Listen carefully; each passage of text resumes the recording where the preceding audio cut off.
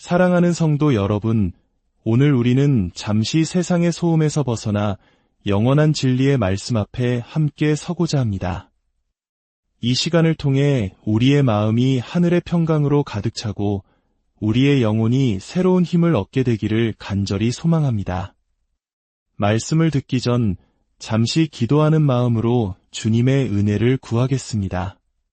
거룩하신 하나님 아버지, 영광과 찬송을 받으시기에 합당하신 주님을 송축합니다. 옥좌에 앉으신 어린 양, 우리 구주 예수 그리스도의 이름 앞에 모든 찬양을 올려드립니다. 오늘 이 시간 주님의 말씀을 통해 우리의 굳은 마음을 어루만져 주시고 닫혔던 영의 눈을 열어주시옵소서. 우리 안에 있는 세상의 모든 찌꺼기들이 태워지고 오직 주님을 향한 영원하고 이대한 사랑의 불길만이 타오르게 하소서. 그리하여 우리가 온전히 주님의 것이 되어 이 땅에서 주님의 거룩한 나라를 위해 쓰임받는 도구가 되게 하여 주시옵소서. 이 모든 말씀 우리 주 예수 그리스도의 이름으로 기도드립니다. 아멘. 오늘 우리가 함께 나눌 말씀은 성경의 보석과도 같은 책 히브리서입니다. 특별히 히브리서 한 장을 중심으로 예수 그리스도가 과연 어떠한 분이신지에 대한 7가지 위대한 계시를 살펴보고자 합니다. 하지만 본문에 들어가기에 앞서 우리는 먼저 히브리서가 왜 쓰였는지 그 역사적 배경을 이해할 필요가 있습니다. 이 편지를 처음 받았던 사람들은 누구였을까요? 그들은 바로 유대교의 배경을 가졌던 초기 기독교인들이었습니다. 당시 로마 제국의 법 아래에서 유대교는 특별한 보호를 받는 종교였습니다. 로마는 이스라엘 장로들과의 협약을 통해 유대인들의 율법과 전통을 존중했고 그들의 종교활동의 자유를 보장했습니다. 따라서 유대교 회당에 소속된 유대인들은 로마법의 보호를 받으며 안정적인 삶을 영위할 수 있었습니다. 직업을 잃거나 사회적으로 불이익을 당할 염려가 없었죠. 신약 성경에서 사람들이 회당에서 쫓겨나는 것을 왜 그토록 두려워했는지 이제 이해가 되실 겁니다. 회당에서 축출된다는 것은 곧 로마법의 보호막을 잃어버리는 것을 의미했기 때문입니다. 초기 기독교 공동체는 한동안 유대교의 한 분파로 여겨졌습니다. 하지만 시간이 흐르며 기독교가 유대교와는 다른 새로운 믿음이라는 인식이 확산되자 상황은 급변했습니다. 유대교 지도자들은 예수를 메시아로 믿는 이들을 더 이상 유대인으로 인정하지 않았고 그 순간부터 그들은 로마법의 보호를 받을 수 없게 되었습니다. 그 결과는 참혹했습니다. 그들은 직장을 잃고 가족에게서 버림받았으며 사회로부터 완전히 고립되었습니다. 그들을 돕는 사람마저 처벌을 받았기에 아무도 선뜻 손을 내밀어주지 못했습니다. 상상해 보십시오. 신앙 하나 때문에 가족, 직장, 집, 사회적 안정까지 모든 것을 한순간에 잃어버린 것입니다. 이러한 상황은 어쩌면 일제강점기나 혹독한 시절, 신앙을 지키기 위해 모든 것을 걸어야 했던 우리 초기 한국 기독교인들의 모습을 떠올리게 합니다. 이처럼 극심한 고난 속에서 일부 신자들의 마음이 흔들리기 시작했습니다. 잃어버린 것들을 되찾기 위해 다시 유대교로 돌아가려는 유혹에 빠졌던 것입니다. 바로 이 절박한 상황에 놓인 성도들을 위해 기록된 편지가 바로 히브리서입니다. 그래서 히브리서 전체를 관통하는 핵심 메시지는 단 하나, 예수님은 더 뛰어나시다는 것입니다. 예수님은 구약의 율법보다, 천사보다, 위대한 지도자 모세보다, 그 어떤 제사 제도보다 비교할 수 없이 뛰어나고 완전하신 분임을 논증하며 흔들리는 성도들의 믿음을 굳건히 세워주려 했던 것입니다. 자, 이제 위대한 서신의 첫 장을 함께 펼쳐보겠습니다. 히브리서 한 장 1절입니다. 옛적의 선지자들을 통하여 여러 부분과 여러 모양으로 우리 조상들에게 말씀하신 하나님이 히브리서의 저자는 첫 문장부터 기독교 신앙의 핵심을 선포합니다. 그것은 바로 하나님은 말씀하시는 분이라는 진리입니다. 세상의 수많은 종교와 철학이 인간이 신을 찾아가는 길을 이야기할 때 기독교는 하나님께서 먼저 우리에게 찾아와 말씀하시는 계시의 종교임을 분명히 합니다. 암브로시우스 주교는 이렇게 말했습니다. 하나님은 성경 안을 거니시며 사람을 찾으신다. 그렇습니다. 하나님은 말씀을 통해 당신의 백성에게 자신을 알리시는 분입니다. 그리고 히브리서 12장 25절은 경고합니다. 너희는 삼가 말씀하신 이를 거역하지 말라 땅에서 경고하신 이를 거역한 그들이 피하지 못하였거든 하물며 하늘로부터 경고하신 이를 배반하는 우리일까 보냐. 지금도 살아 역사하며 말씀하시는 하나님을 거역해서는 안 된다는 것입니다. 시편 119편에서 다윗은 하나님의 말씀을 향한 뜨거운 열망을 노래합니다. 청년이 무엇으로 그의 행실을 깨끗하게 하리이까 주의 말씀만 지킬 따름이니이다. 내가 전심으로 주를 찾았사오니 주의 계명에서 떠나지 말게 하소서. 내가 주께 범죄하지 아니하려 하여 주의 말씀을 내 마음에 두었나이다. 다윗은 하나님의 말씀이 죄를 이기는 능력의 열쇠이며 모든 재물보다 더 귀하고 기쁜 것이라고 고백합니다. 그는 하나님의 말씀을 배우고 묵상하며 결코 잊지 않겠다고 다짐합니다. 히브리서 저자는 바로 이 말씀하시는 하나님의 계시가 어떻게 발전해 왔는지를 보여줍니다. 구약시대의 하나님은 선지자들을 통해 부분적으로 그리고 다양한 방식으로 말씀하셨습니다. 하지만 이제 모든 것이 변했습니다. 히브리서 1장 2절을 계속해서 읽어보겠습니다. 이 모든 날 마지막에는 아들을 통하여 우리에게 말씀하셨으니 그렇습니다. 과거에는 선지자들을 통해 말씀하셨던 하나님께서 이제 마지막 시대에는 그의 아들 예수 그리스도를 통해 말씀하십니다. 이것이 바로 신구약을 가르는 위대한 분기점입니다. 고린도후서 4장 6절은 이 진리를 더욱 빛나게 설명합니다. 어두운 데에 빛이 빛이라 말씀하셨던 그 하나님께서 예수 그리스도의 얼굴에 있는 하나님의 영광을 아는 빛을 우리 마음에 비추셨느니라. 창세기에서 빛이 있으라 명하셨던 창조주 하나님께서 이제는 당신의 아들 예수 그리스도의 얼굴을 통해 그 영광의 빛을 우리 마음속에 직접 비추신다는 것입니다. 하나님은 매일 아들을 통해 우리 각자의 심령에 말씀하고 계십니다. 골로새서 1장은 우리가 아들 안에서 어떠한 존재가 되었는지를 장엄하게 선포합니다. 하나님께서는 우리를 흑암의 권세에서 건져내사 그의 사랑하는 아들의 나라로 옮기셨습니다.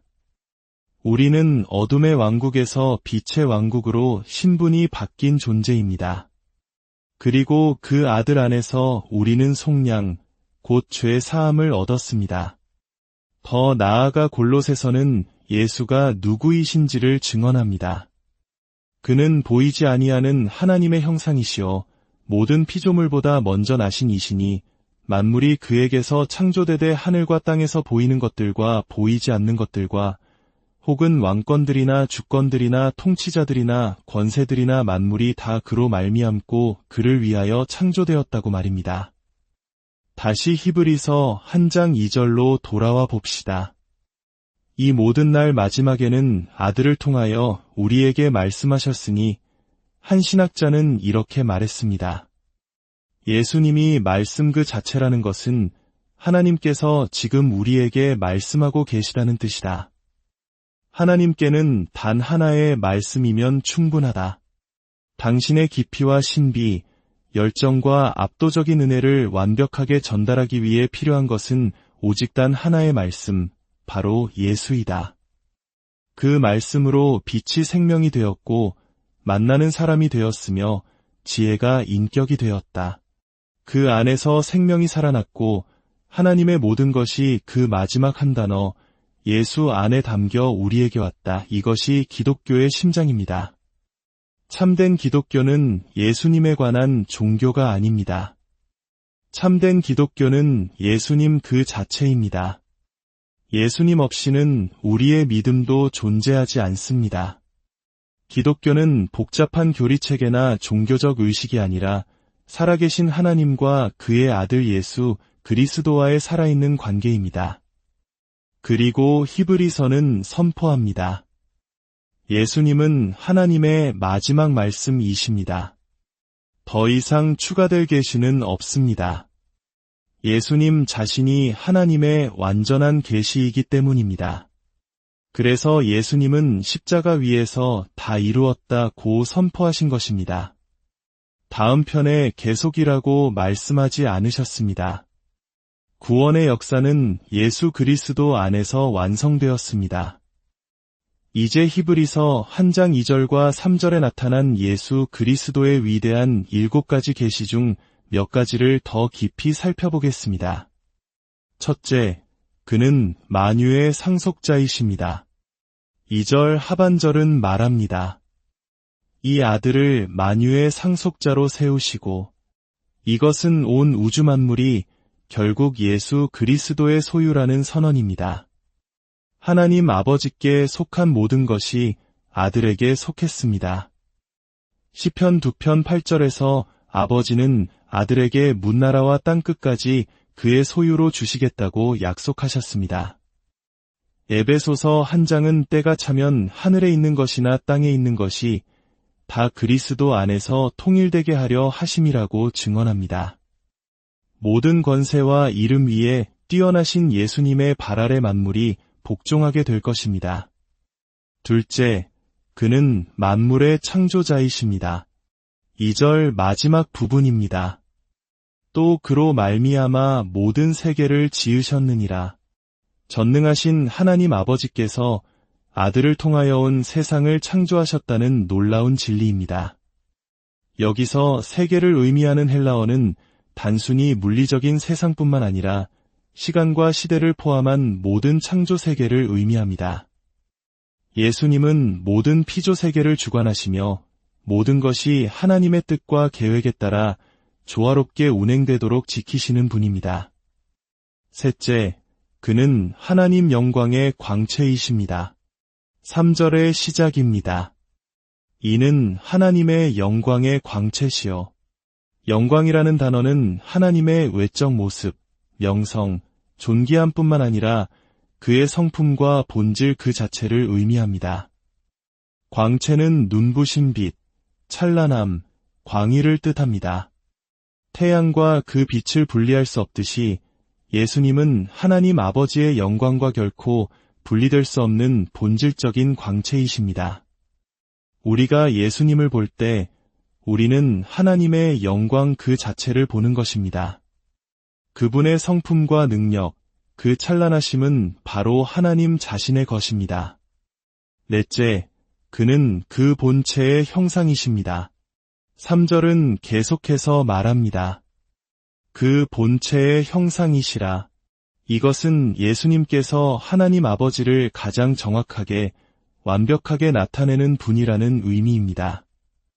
마치 주화에 찍힌 형상이 그 틀을 완벽하게 재현하듯이 예수님은 보이지 않는 하나님의 완전한 형상이십니다. 예수님의 인격과 성품을 아는 것이 곧 하나님을 아는 것입니다. 예수님을 만나는 것이 하나님을 만나는 것입니다. 그는 영원 전부터 영원까지 우리와 함께 하시는 하나님, 임마누엘이십니다. 사랑하는 성도 여러분, 히브리서의 저자는 이처럼 장엄한 선포를 통해 고난 속에 있던 초대교회 성도들에게 말하고 있는 것입니다. 여러분이 믿는 예수는 이토록 위대하고 완전하신 분입니다. 어찌 그분을 버리고 불완전했던 과거의 율법으로 돌아가려 하십니까? 오늘 이 말씀이 우리에게도 동일한 울림으로 다가오기를 원합니다.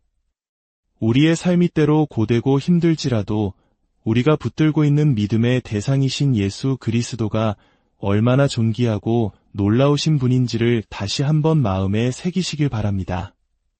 그는 하나님의 마지막 말씀이며 만유의 상속자여 창조자이시며 영광의 광채여 본체의 형상이십니다. 위대한 진리 안에 거할 때 세상의 어떤 환난이나 유혹도 우리를 넘어뜨릴 수 없을 것입니다. 오늘의 말씀이 여러분의 마음에 깊은 위로와 힘이 되었다면 이 은혜를 주변의 다른 이들과 함께 나누어 주십시오. 여러분이 눌러주시는 좋아요와 구독은 저희가 이 귀한 말씀 사역을 계속 이어가는 데 큰 힘이 됩니다. 이 선한 소식을 전하는 모든 손길 위에 하나님의 크신 축복이 함께하기를 기도합니다. 이제 다 함께 기도하겠습니다. 전능하신 하나님 아버지, 오늘 히브리서 말씀을 통해 우리 주 예수 그리스도가 얼마나 위대하고 영광스러운 분이신지를 다시금 깨닫게 하시니 감사합니다. 세상의 풍파 속에서 때로 우리의 믿음이 흔들리고 넘어질 때가 있사오나 만유의 주인이시며 우리 구원의 완성자이신 주님을 굳게 붙들게 하여 주시옵소서. 이 말씀을 듣는 모든 성도님들의 삶을 축복하여 주옵소서. 각자의 가정과 직장, 모든 관계 속에 주님의 평강이 강물처럼 흐르게 하시고 특별히 재정적인 어려움 가운데 있는 이들에게 하늘의 문을 여시고 풍성한 복으로 채워주시옵소서. 그리하여 그들의 미래가 주님 안에서 밝고 복되게 하여 주옵소서. 우리 주 예수 그리스도의 크신 이름으로 기도드립니다.